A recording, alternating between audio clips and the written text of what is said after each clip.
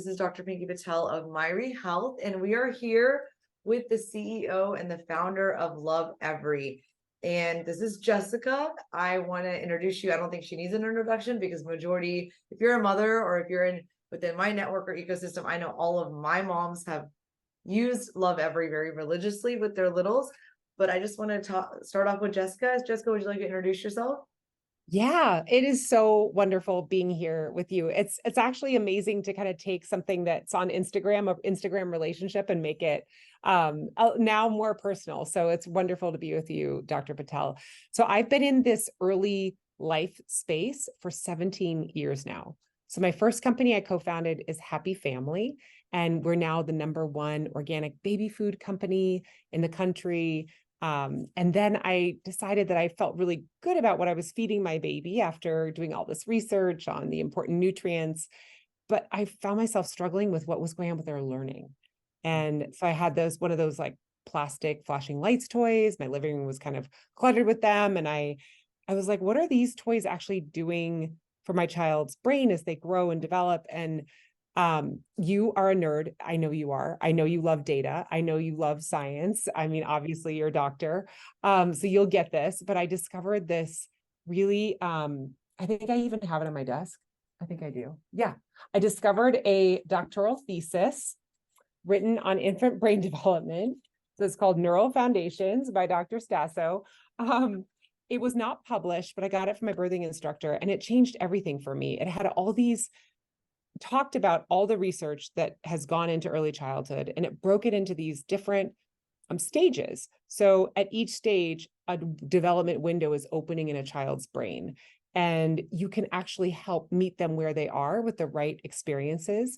We think about oftentimes we think that it's just genetics and it's like, hey, like I turned out all right. I didn't have anything fancy, or isn't it mostly genetics anyway? And it's so interesting when you dig into the science. There's obviously epigenetics, this interplay between genes and environment, but the environment is so powerful. Neuroscientists, if they had to give a swag or a guess, it would be something like half of who we become is our environment. And so there are things that you can do to help your child grow and develop, especially in the early years from birth to age 5, when the vast majority of the brain is being formed. So all of that led into me wanting to found Love Every. I co-founded the company with my partner, Rod Morris. And it's just a joy to be just being able to work with so many children and I get texts about like, look at my child playing with this. I get videos from family and friends, from customers. I love this early life space. Yeah, I bet it's so fulfilling. I can attest and resonate to the science and the nerd, because whenever I had my children, I always say, well, to your point, oh, they're just born with this, or, certain things are out of our control. But for me as a control freak and someone who's, I'll admit it, very OCD and controlling in terms of like, this is exactly how I want things to happen, or this is my birth plan, or this is what I'm going to eat. Because I worked with women directly as well when they're pregnant and they're conceiving and they're postpartum. And it's like what you put in your body, right? Or what you put in your environment. I had the same kind of questions as you did. And I nerd out at what you just pulled out right now, but it was about literacy. And I was, I love Love Every because of everything you just mentioned and kind of the roots of why you started it. But I always looked at these flashing toys in other people's living rooms and I was like, wait a minute, this can't be good. And I read something where it says active toys make passive children and passive toys make active children. And I keep saying that to my friends. I'm like, listen, just take the batteries out. Even if you don't have a Montessori toy, just take the batteries out. Like they'll figure it out. They have to use certain parts of their brain and it's really good for them. And so that's where I was like, Love Every's got it. Like it makes a lot of sense. So thank you for the work that you're doing and for all this data and science that you're bringing. I always say data doesn't lie, right? So thank you for the work that you're doing. So let's just talk about your powerhouse. I feel like moms, I have this series because I like to talk about women and like we know the why. Let's talk about the how. Like you have children, how old are they? And when did you start this in relation to like they were probably little. Are there any stories of like the hardships? Like what was one of the roadblocks they had early on? And what was that experience like? Yeah. I mean, it's such a great question. I just want to start by saying that, there's so many things that seem so mysterious in life that, starting a company, or, oh my gosh, look at this person, look at you, you've got two great kids, you're super thoughtful and fit, and you kind of have it all, right? Like we people think that Yeah. there's a distance between themselves and where they want to be. And I would say that for me, I'm obviously just continuing to become and continuing to evolve. And when I first started Happy Family, I didn't actually have children. And so I had children throughout that process of building that company. And we just we had so many challenges in starting that company. But then when I pivoted to Love Every, um, balancing that mother role and starting a company is just got a lot more complex, because it was like trying to get something from the ground up and build it from that very, kind of base place can be such a huge lift. And so I would say that there, like anything, there's like a system, and there's kind of like games to play, and there's rules to learn. But one of the first rules I would say is believe in yourself. It is so hard to believe when you just have an idea. Somebody tells you it's a great idea one day, and you're like on cloud nine. It's like, if I were to say Myri Health, like, oh my gosh, before you created the company and before it was out in the world, I bet you had moments and conversations where you're like, yes, I'm onto something. This is going to be big. And then the next day you can have a conversation, or something can happen, or you see something that's similar, maybe looks similar, and like they're maybe do something similarly of service, and you're just like devastated, and you're just like, this is not going to work. Like, why would I bother spending time on this? This is all in my head. And so my advice to anyone trying to, frankly, all of us, every day trying to do things, is just putting one foot in front of the other and trying to strip the emotion away from the reality of, I am making progress. I've got a few things that I need to get done today to just keep this ball rolling on this long-term vision that I have, and not let the emotion determine whether the vision is going to be successful or not. Because it's just too easy to think it's going to be not successful, when it really does have so much potential. And it's in the doing that you really become. 100%. I mean, when you say from the ground up, like Myri Health actually started on this, like, well, in my other home, but we moved here and I just launched it, and it was on this carpet. So there's like videos of me that are on the internet of like a sit stand desk that was on the ground with Arjun walking, like crawling towards a balloon. And I was just like, you can literally see the emotions. I would record myself, because I can literally celebrate something for like you said the day before, I'm like, I'm celebrating something from 2 hours ago. And then like 2 hours in, I'm like, wait a minute, everything just broke. So Yeah. it's like, you Yeah. try to even like celebrate that one win, and you're like, never mind, spoke too soon. Yeah. But I agree with the one foot in front of the other. And I always tell myself, like, everything I have is inside of me. Cause like, people leave, things change, your plans pivot, your why is still the same. And so it's kind of mind-boggling how many times I've had to remind myself of the why. And yes, you're right about seeing the competition and going, oh no, like, why am I doing this? Why am I the right person for this? So thank you for kind of speaking towards that. My next question is, in your postpartum journey, how old are your little ones? So mine, I did not have Myri Health. So I did not have your service, and I struggled with pelvic floor issues. I had mastitis, but didn't know. And then I had another infection, and the doctors thought it was mastitis, but it wasn't. It was from my stitches. So just so many things that just come at us physically as new parents. It's overwhelming. It's overwhelming for your partner. It's overwhelming for you. It was some of the harder times, and then it's also so joyful. But if you have a support system, which it looks like you're building, it can really make a big difference. And I would say for me, it was a lot. it was a lot physically to get through that postpartum So stage. you had three of them. Were they a C-section or were they So vaginally? I did I did vaginal birth. I did the Bradley method for my first Yeah, child, and I got very into prenatal nutrition and the too. importance of choline and different Yes. proteins and the important nutrients that can really build a human, which is kind of, you kind of think, oh, I'm just going to throw in some more fruits and vegetables. No.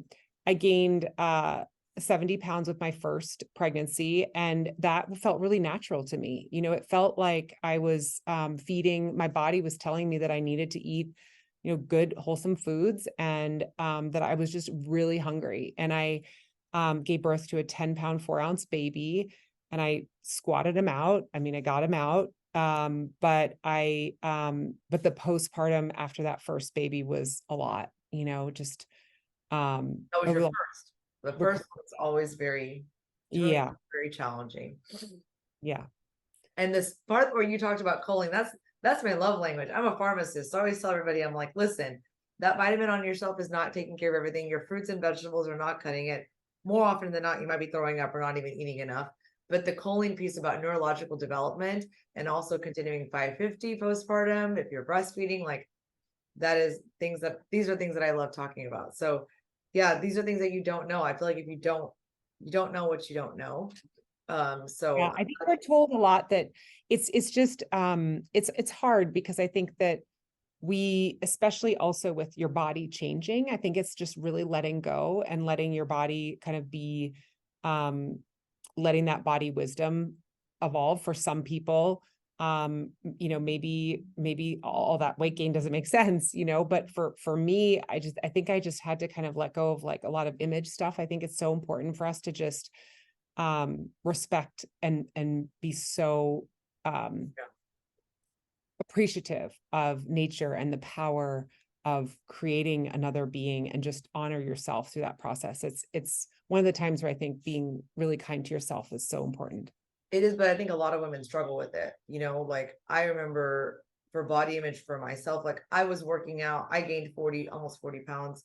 I worked out every day, 6 days a week, except in the beginning when I thought I was dying because I was my first trimester. Oh my God, I felt like I would just fall asleep. I would fall asleep in my car after I got the groceries and just take a quick 10-minute nap before Yeah. I walked out of the car because I was like, what is happening to my body? So I gave myself grace. I think I slept 14 hours a day, but it was, even though I did all those things and I tracked my macros and I was tracking macros just so I could eat enough. Like sometimes I wasn't even hungry, right? Some people it's opposite. Yeah, it's And different. I had to literally give myself some grace because I was not used to gaining so much weight after just competing. I just did 2 bodybuilding competitions literally 2 years before that. And so I was just like, there's a process where you have to accept that and like listen to your body. Like your body was telling you it's okay to gain 70 pounds because you needed that. You felt like you needed it. And you also gave birth to him. You apparently squatted him out. 10-pound baby, which is that's Well, amazing. I'm tall, and I was a 10-pounder myself. Oh my So gosh. a lot Okay. of genetics that go into these things. That's Yeah. awesome. And then you had two others. So I feel like did you feel like the other two pregnancies were, you know what to expect? Postpartum was a little easier. Like tell us a little Yeah, yeah, I think that the postpartum was easier, but this gets into our new sibling course pack. The introducing that second child to the family, I'm sorry, yeah, into the family, and all the feelings that my first child had. I really wish I had been more intentional about it. I think that we had this like thing where my older son would just kind of like come up to the baby and sort of like squeeze the cheeks and kind of like, you know, just really get in there on the baby's cheeks. You thought that he was being sweet and affectionate, but actually he was just like, oh, why are I'm you my here? anger out. Yeah, I'm letting my anger out. And it's really hard as a parent to know, is this sweet affection or is this retaliation? I don't know.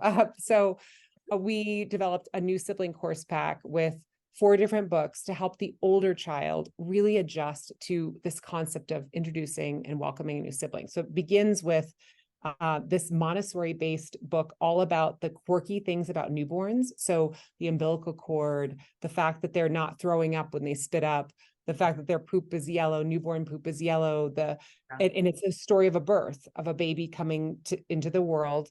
and then coming home and that adjustment, and it's all Montessori and photography based. And then the second book is Babies Coming. So that story is kind of about the adjustment of what's going to happen to me when if you're having a birth outside of the home. There's a question of, for the older child, wait, what's happening? Am I going to be safe? Is my routine going to be the same? And it's a really sweet story about all the mixed feelings about having a new sibling, but it's also like really joyful and exciting. And then baby's here. And the older sibling kind of plays with the car a little too rough, and the baby cries, and then there's some shame, and it's just all that adjustment that you can't have your parent the same way that you did before, but that there's this new sibling, and that there's a lot of joy and playing, and it has, this sort of sweet ending where there are these like beautiful moments with siblings, and then baby's crawling, because that's a whole nother level. So it's all these kind of books and then parent information and guides that we wanted to create, because I felt really at a loss with how to support my older child and my older children when I introduced those new kids to the family. My oldest still is like, I wish I was an only. Don't say that to me. And in a private secret moment, he was like, there was a time when I had all the attention. I liked it. Yeah. You're like, this was really hard to work, by the way, these other two that you're not talking about.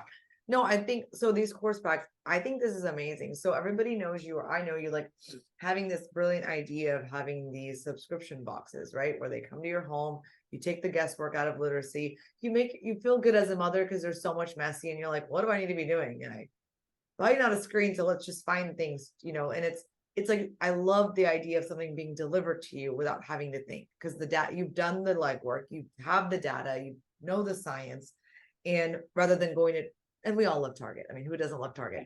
But it's like, we love Target. It's like they suck you in and they spit you out. We have Love Every at Target too, which is it wasn't at Target when I think Arjun was born. Yes, it was just a couple years ago we launched. It's so right. Fun, and I do remember that, and I was thinking, wow, this is phenomenal. So at that time, I was like, I love the idea of just something being shipped. Plus, sometimes I just didn't want to leave the house, or COVID. We had COVID baby. I did. It was just nice to be shipped, but to have these course packs, like you briefly touched on it right now, but I'd love for you to share kind of just high level what these course packs are, kind of what you shared with me earlier today. But yeah, please just jump in, because I love the idea behind this. Well, thank you. Well, we have 4 course packs that we've launched with, and we'll be continuing to serve families as they share their needs. They're about these kind of tricky transitions or tricky moments as parents. So one of them is in tummy time. So kind of adjusting, if your baby doesn't love tummy time, we've got you covered. Rachel Coley is an incredible expert. Number 2 is transitioning to solid foods. So there's obviously, if you're really want to do the baby led weaning approach from the very beginning and be fully pure on that approach, we really recommend Solid Starts. It's a great company and a great program. We have a sort of in between, if you want to do some purees and move to solid foods, move to finger foods, then we have our First Foods course pack, which is really thoughtful, and it has a printed guide. It talks about allergens, it talks about nutrients that you need to get into your baby's diet, especially if you're breastfeeding. And then we have a bunch of different ideas for meals. So that's really fun. And then we have the potty learning course pack and the sibling course pack. All of them have bite-sized video content, this expert advice from a curated set of experts, not just one, but a suite of experts. And then we also include community data. So we've surveyed hundreds of thousands of, customers overall throughout the course of Love Every. We've reached out to our customers and asked them specific questions about these transitions. And so you get to see what normal looks like, and it really feels comforting. And then we always include a printed guide for the parents in the sibling and the food and the potty course packs. And then we have unique books and playthings that help make those transitions better. So we have like a little doll and doll accessories for the siblings. They can act out they can also carry their baby. And then for the potty learning course pack, we have routine tools. So a child can actually understand and break apart this thing of going to the potty. It's actually 5 different steps. It's pulling down your pants, and then it's sitting on the potty and waiting, and then it's all the different steps, and so the child can very, very important. Yes. And you showed that to me, which is, so what is the age range from that first course to the, I guess, the last So one? we would go practically, I think the tummy time could be for any time from birth until 6 months, we would recommend, or 6 or 7 months. And then for food, we recommend starting food, around 5 to 6 months, really 6 months. Yeah. So you get the course at 5 months and then be prepared for a 6 month start. Yeah. And then that will cover for the first up to the first birthday. So all the different kind of foods and textures and exposure. And then potty learning can happen at any time, almost. I mean, I think we do feel like there's a sensitive period right around 2 to 2.5, where children are a little less independent, but they're also more open to learning new routines. Yeah. But 40 course pack can be really also supportive for parents who have 3+ year olds, because they're also a little bit more developed and they're more independent, and they usually catch on to potty learning a little bit faster when you start a little bit older. So that course pack will happen anytime. Well, I mean, I probably could have used that for Arjun. Arjun just turned 4 and he just like fully potty trained over the summer. And boys are harder. I've learned. My daughter was easier to potty train, so I would have totally used that as well. Yes. So I think that's phenomenal that you've launched this. When you talk specifically about the baby led weaning versus purees and all those things, like I was one of those parents where it's like wherever there's education out there, there's always like, we only do this or we only do that. I like how you combine, like, well, you can do purees or you can do I mean, I was having anxiety, like, I want to do baby led weaning, but oh my God, there's like this one piece of fruit that is just really giving me a lot of anxiety right now. Grapes still give me anxiety. Yes, they should. They're a joke. Like I'm like at the restaurant, like cutting them with like a butter knife. I'm like, we're gonna cut these vegetables. No, I wanted to, one of the reasons why I resonate with like your background, and like I'm from Oklahoma, and so when I found out where you were from and kind of your background, I was like, who is this person creating this love ever? Like I had to look it up, like who's the founder of this? And so I found out that you were from Idaho, and as someone who's from Oklahoma, a woman as well, when I am pitching to VCs or I'm going out to clients on other parts of the country, well, for a long time a lot of it was in front of the freaking computer, because that's how the world worked for 3 years, right? But it's like, wait, you're from where? And I always used to go, wait, so that's my superpower though. Like you can build from anywhere. If anything, if we're from the middle of the country, you can probably build a little bit better. I'm a little biased, and I feel like you can find a problem anywhere and you can build the solution anywhere. So absolutely, like, tell me a little bit about, I guess, Idaho. And I think you had some good news to share as well from like your community, because we're actually working in some organizations within Idaho as well to serve our rural healthcare communities. So just wonderful. A little connection is, there's a lot of things that we are able to do to increase access, and we're really affordable. So the state health organizations and public health centers are really looking at Myri to be that evidence-based resource for their families. But I just love that you're from Idaho, from another Oklahoma girl. Yes, I love it. Well, I was born in Minnesota, and then I've spent the last 15 years in Idaho. So really, have really enjoyed building this company here. I would say that there was a feeling that you needed, or thought among founders and entrepreneurs, that you needed to be in Mill Valley or Silicon Valley or New York, or maybe, Seattle, some of these bigger cities, Boulder, to really build a meaningful company and be able to get funding.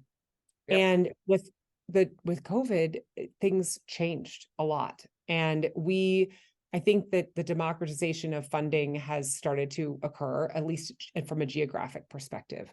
And so I would say that, investors are looking for opportunities and are really agnostic. You don't need to be in LA. You don't need to be in Austin, and some of these kind of startup hubs to deliver a great company and a great product. And, what I love about it, and I don't know if you feel this way in Oklahoma, but I feel like the rest of my life is not as stressful. So to get to the grocery store, it takes 7 minutes, and I always get a parking spot. And I have a max 10-minute commute to work. And then there's access to the outdoors, and my kids have sort of there's a simplicity to our life here. I definitely crave sometimes community of other women founders, and we have some of that here in Boise, but I think sometimes I look outside our city for other locations to connect with other women. But I find that I love it here. And it's also great to recruit talent. So being able to recruit talent, families are looking to have access to the outdoors. They're looking for, good, wholesome places to raise their children. And it's been a win for us. Yeah, I think you touched on every single point. I also have similar, like, their startup life, like I'm earlier stage than you are, but building a business, and we all go through challenges and things like that. Startup life, family life, balancing, I hate the word balance, but juggling those things is already hard enough. I don't need the rest of it to be harder. Like, I need a parking spot. I don't need a long commute. And I think, like, if I need my cup to be filled with female founders, it's the airport's not as busy as the ones in the larger cities. So you can really hop in and out of a plane and travel to get some of that community that you need. But the piece about democratizing funding is happening. I do see that as well. But I'm also very blessed and proud to say that my first VC funds came from Oklahoma. And so they put their money where their mouth was. And Yes. Same in Idaho. right. We're so grateful for the backers that we have from Idaho, and that they Yeah. were some of our first money in. Yeah. Yeah, so that kind of fueled us as well. But I think that it was so refreshing to see that, because everybody else, like when I would just pitch, I had no idea what I was doing. I like taught myself this whole VC funding. I'm a pharmacist by trade. I worked for a large company for 11 years. And that I would get on these calls and like, you're from where? And so and that always makes you question, like, oh, did I do something wrong? Because you have to build some of that confidence, right? And that takes time. But just really appreciate what you're doing for the community, for the mothers, and love the launch of the newest product. So I'll be sure to share that as well with among our community, and be sure to get the word out. Any other final things that you'd like to say? Any pieces of advice, or just as a mother? And Yeah. I mean, especially with, parents with younger children, we send um, a mug with we have a play kit that's all dedicated to early learning for birth to 12 weeks. And it's got a lot of black and white and eye tracking exercises and all this like really cool stuff you can play with a newborn. We also include a mug for the parents, and it says the days are long and the years are short.